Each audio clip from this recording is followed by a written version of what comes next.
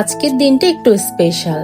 প্রথমবার শাড়িতে train journey করলাম। হ্যাঁ, জার্নিটা একটু কষ্টদায়ক ছিল, কিন্তু আনন্দটা ছিল তার থেকে অনেক বেশি। হ্যালো এভরিওয়ান, আসসালামু আলাইকুম। আমি মেঘা কথা। একরাশ উত্তেজনা নিয়ে স্টেশনের পথ ধরলাম। আজ আমি যাচ্ছি আমার প্রাণের শহর, আমার নিজের শহর। স্টেশনে পৌঁছেই যেন মনটা আনন্দে ভরে উঠলো। আর যখন ট্রেন ছাড়লো, সেই অনুভূতিটা একদম অন্যরকম ছিল। মনে হচ্ছিল সবকিছু ফেলে আমি যাচ্ছি আমার শহরের দিকে। ট্রেন জার্নি আমার বরাবরই অনেক ভালো লাগে।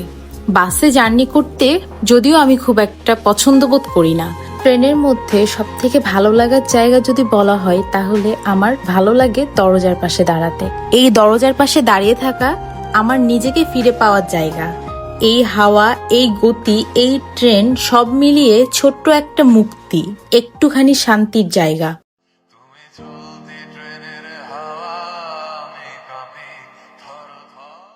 প্রথমবার ট্রেন জার্নি করছি শাড়ি পরে, যদিও একটু অন্যরকম লাগছিল নিজের কাছে, কিন্তু তার এই প্রশংসা আমাকে মুগ্ধ করলো। প্রথম থেকেই সে অনেক প্রশংসা করছিল আমার শাড়ি পরা নিয়ে, সৌন্দর্যের। ট্রেনের জানালার ধারে বসে প্রকৃতির রূপ দেখা আর এক কাপ কফি হাতে নিয়ে এক চুমুকেই শান্তি অনুভব করা। ট্রেনে এসেও যেন পেটুক মেঘার খাওয়া দাওয়াই কমে না। ট্রেনের মধ্যে হঠাৎ অনেক ভাইয়ার সাথে দেখা। ট্রেন জার্নিটা যেন আরো দ্বিগুণ আনন্দময় হয়ে গেল। মাঝপথে ট্রেনটা থেমেছিল। নেমে পড়েছিলাম ট্রেন থেকে। একটু হাঁটাহাঁটি করে আবার উঠে পড়লাম ট্রেনের মধ্যে। সে পাশে থাকলে হাজার দূরত্ব মনে হয় না।